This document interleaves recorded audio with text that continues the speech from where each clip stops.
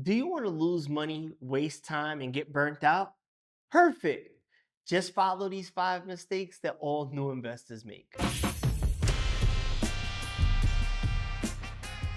Over the years working with clients, especially my new clients, I noticed a trend, and these 5 stick out the most, and I think they're the most detrimental to these new business owners. The first mistake that most new business owners make is they want to be a jack of all trades. They're the accounting team, they're handling the books, they're trying to do marketing. And the reality is, they have no skill set or background knowledge in any of these places. And what ends up happening is they end up getting burnt out, frustrated, and spending way more time on administrative tasks or on things that they could delegate to somebody else so they could just focus on the meat and potatoes. If you're a realtor, you're probably not going to want to spend all day focusing on lead generation when you could hire an assistant for that. If you are a dentist, you're probably going to want to spend all day focusing on dental tasks as opposed to trying to get your TikTok together. The second thing that hurts businesses that are just starting up the most is being cheap with yourself. I know a lot of times people are starting on a shoestring budget or they don't see the funds, but as money comes in, you have to budget for every dollar. I don't care if it's 10% of what comes in or 20% or $10, but you have to allocate some funds for marketing. It does you no good if nobody knows who you are. If nobody knows that you exist, you don't.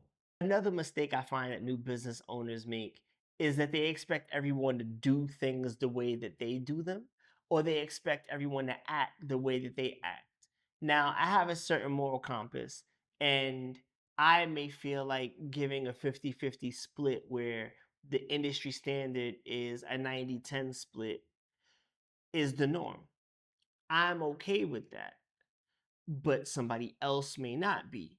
And as you start up in business, you don't want to burn bridges or cut people off because maybe you feel like they're greedy or they're taking advantage of a situation. You have to figure those things out as you go, but you shouldn't go in with those expectations. I find that the more you go into a new interaction with expectations, the more you limit your scope, and it ends up making things not flow as smoothly as they should. Another item that people do when they first start up is they want to become a one-man army. You can't do everything. You have to let go. You have to be able to trust people to be in position to do things that they're really good at. Now, I'm not saying don't weigh in, don't consult, don't have discussions, but you have to let the people who are professionals in their industry be the professionals in their industry. After you figure out what you're going for overall, you have to be okay with letting other people take the reins. It'll make your day a lot easier, I promise. Last but not least, one thing I find with new business owners is that they overtrust. And what I mean by overtrust is they're already frantic. They don't know what they don't know. They're trying to grow. So they don't vet the referrals as thoroughly as they might need to. Or they pull in somebody because maybe funds are low or the budget isn't there. So they hire their nephew, their cousin, their mom, their uncle, who are not qualified for the tasks that they're being hired to do. You should be slow to hire and quick to fire. And if you don't have the budget, perhaps you need to work out a barter system or find somebody who's trying to build their resume in a certain area. But you should not, I repeat, you should not just hand over the keys to the palace just because somebody is in close proximity to you. So, just a quick recap: you want to invest in yourself, but you also want to invest in your company through marketing. You want to budget your funds to make sure that you have a marketing budget.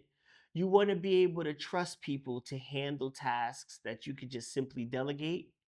You don't want to overtrust and put people in positions that are going to hurt you, the business, and possibly your relationship by hiring people who are not qualified to do the jobs that you need. You also don't want to be a one-man army. You cannot do everything. So you have to find a way to share responsibility. And the last thing that you don't want to do is create unrealistic expectations of other people. Just because you do things a certain way or you operate based on certain beliefs does not mean that everyone is going to do so accordingly. Again, over the years, I've learned through my own experiences, I've stifled businesses by hiring the wrong person to represent my brand, like hiring a cheap delivery person who ended up not being professional and they ended up putting a strain between myself and my clients. I want you to learn from all the mistakes that I've made over my 20 years in business. And I want you to learn from the mistakes that my clients have made over those 20 years of coaching. If you watch this video and you get something from it, please like, subscribe, share, comment. I want to be able to help you scale your business as fast as possible. Thanks for tuning in. Peace. Started in New York, now the world gets to work. With each lesson learned, the message is heard. From the boardrooms to the schools, he's giving back, empowering communities. That's the real track.